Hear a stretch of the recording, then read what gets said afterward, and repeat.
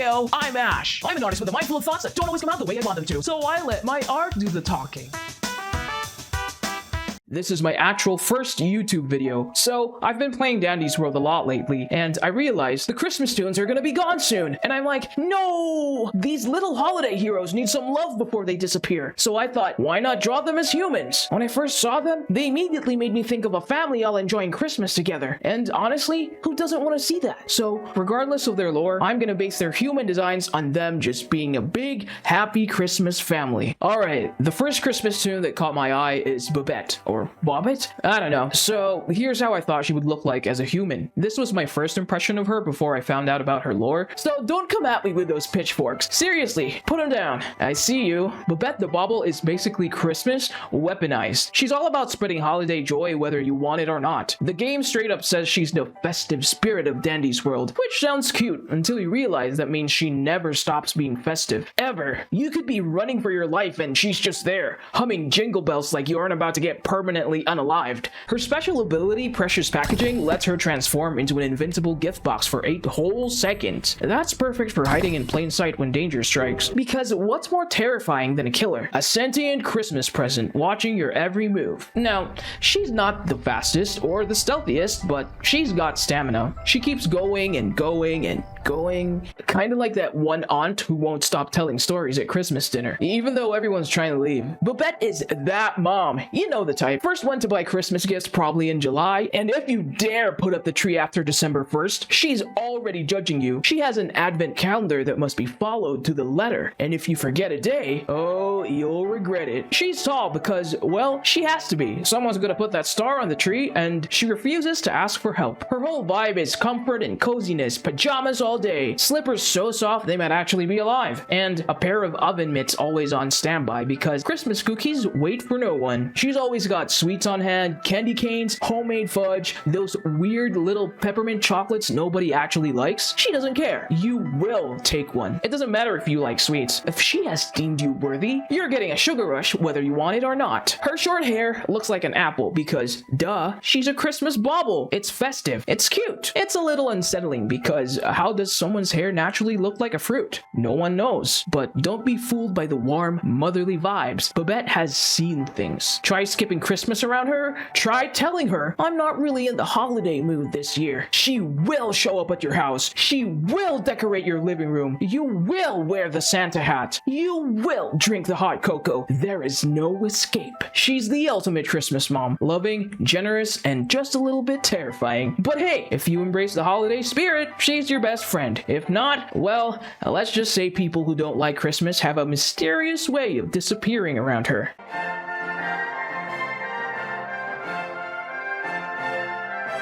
Alright, next up we've got Cole. Now, at first, I had no idea she was supposed to be Bobette's pet. So for a solid 10 minutes, I was just arguing with myself, do I make her an actual pet or do I just make her human? But then I remembered there's apparently a massive mask shortage and I thought, screw it, we're making her Bobette's partner. But, not that kind of pet, alright? Relax. This isn't that kind of AU. Canonically, Cole is Dandy's World's no-nonsense, grounded toon. She's the type of character that gets things done. No frills, no fluff, just pure practicality. Her ability, Scout, lets her sniff out items on the map and highlight them for her team, which basically makes her the ultimate Christmas treasure hunter. She's not fast, not squeaky, but she will make sure you don't leave anything behind. Also, she's Bobette's loyal pet, which raises a lot of questions. A sentient Christmas bauble with a pet rock. Is this heartwarming? Concerning? Are we gonna question the logic of sentient holiday decorations at this point? No, we are not. Now, as a human, Cole is mask. Pure, unfiltered, mask energy. She exclusively wears black and gray because color is for the weak. But because she loves Bobette, she begrudgingly wears red earmuffs for the spirit of Christmas. You know, just to prove that she's trying. She's the type of person who doesn't talk much, but when she does, it's either really profound or just straight up sharp sarcasm. She's the one who'll grumble about Christmas being too much work, but you know, she's still gonna wake up at 5 a.m. to shovel the driveway and make sure Bobette doesn't slip on ice. Also, she's a motorcycle person. Long drives at night, cold air hitting her face, the only sound being the engine, and maybe some low-volume holiday jazz because Bobette snuck it onto her playlist. She acts like she's too cool for Christmas, but deep down, she's got a soft spot for Bobette and their kids, Ginger and Rudie. Cole's whole aesthetic is basically grumpy but responsible. She won't admit she cares, but she does. She's the one fixing the wonky Christmas lights at 3 a.m., making sure there's gas in the car for holiday road trips, and secretly wrapping gifts even though she swears she doesn't do presents. Cole is the calm to Bobette's chaos, the rock, literally, of the family. She rolls her eyes at all the Christmas traditions, but still participates begrudgingly, and if anyone dares ruin Christmas for Bobette and the kids, oh buddy, you will be handled.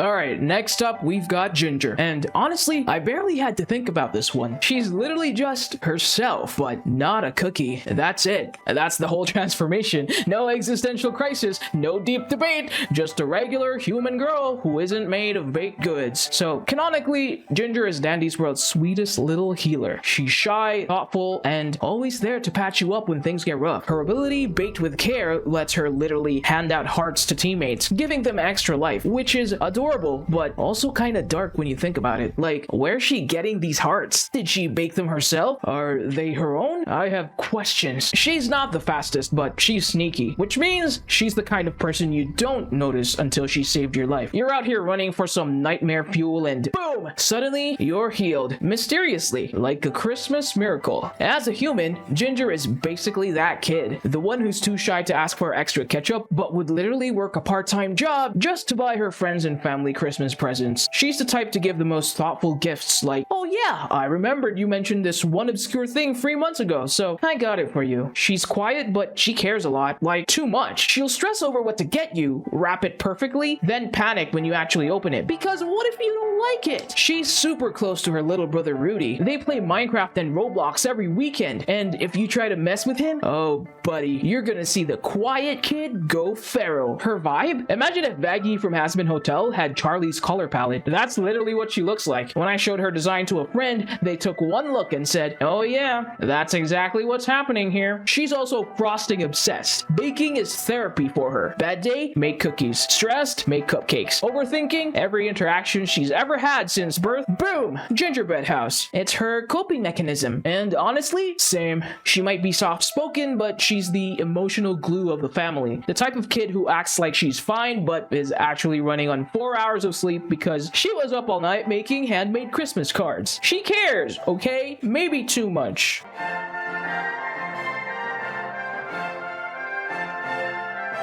Alright, the remaining Christmas tune on my list is Rudie. And look, this kid is pure energy. If Christmas spirit was a person, it'd be him, running on sugar cookies and unshakable holiday enthusiasm. Canonically, Rudie is Dandy's World's jolliest little speedster. His ability, Antler Charge, lets him dash forward at high speed, either to escape danger or to yeet himself directly into it. He's got average health and stamina, but what he lacks in brute strength, he makes up for in pure unhinged Christmas energy. This kid is fast. Too fast. You'll hear sleigh bells jingling and suddenly, boom, he's gone. And personality-wise, he thinks every day is Christmas. No, really, this kid wakes up every morning like it's December 25th. Is it adorable? Yes. Is it exhausting? Also yes. So in my human AU, Rudie is the little brother, just a tiny dude who lives for Christmas. He's so obsessed with being Rudolph that he asks for a new clown nose every single year because, in his words, it's the closest thing to the real deal. If science could give him an actual glowing red nose, he'd be the first in line. And on Christmas morning, oh, you'll know when he's awake, because instead of waking everyone up like a normal child, he rapid fires his clown nose like an air horn, sprinting through the house screaming, "It's time to open presents!"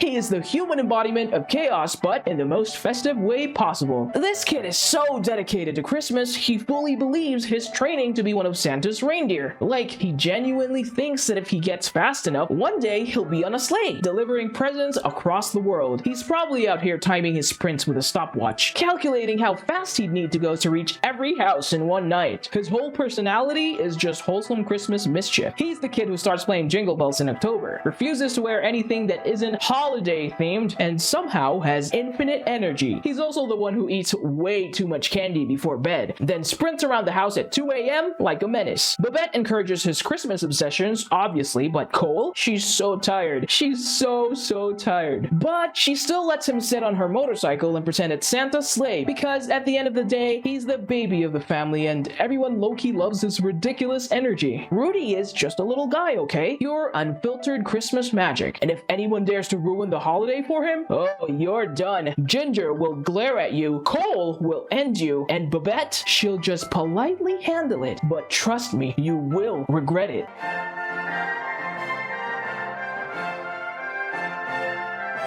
Alright, now that I'm finally done drawing all of them, I'm gonna turn these little holiday cuties into keychains!